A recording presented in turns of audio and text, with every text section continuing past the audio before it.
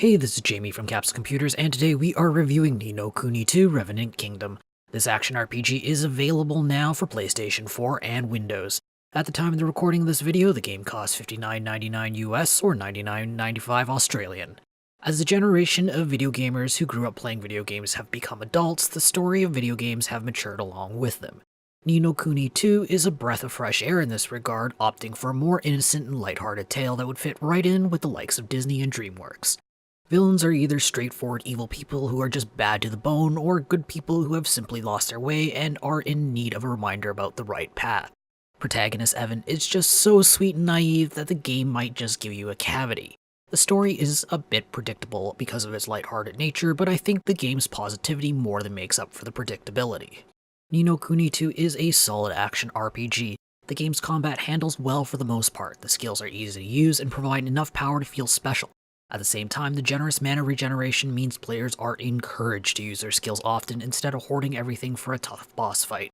The dodge and block system is probably the combat at its weakest.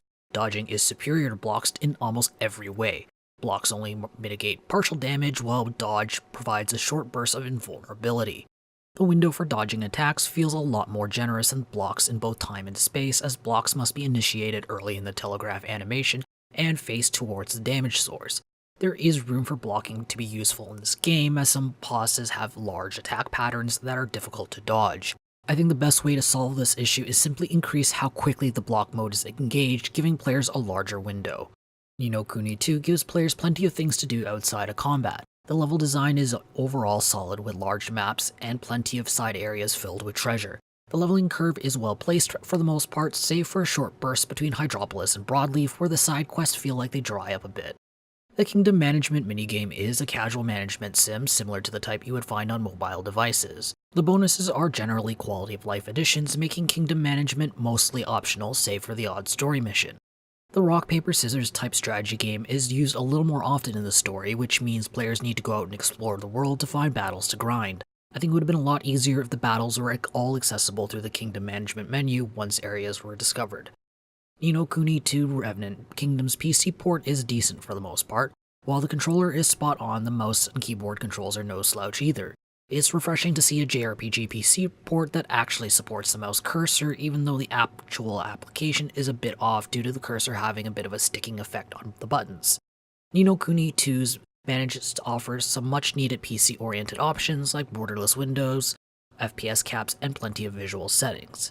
The audiovisual experience is good but lacking in a few departments. The sound effects are solid. The soundtrack is enjoyable but has some problems with pacing in areas. Some dungeons play very tense horror-type music all the time no matter the actual situation. The game has Japanese and English voice acting. While I don't know enough Japanese to judge the quality of voice acting, the English actors are superb. All the main plot points and cutscenes are fully voice acted, but most of the dialogue has marginally related words and phrases that sound a little out of place at times. I think I would have preferred either full voice acting or just dropping those random bits of voice acting altogether.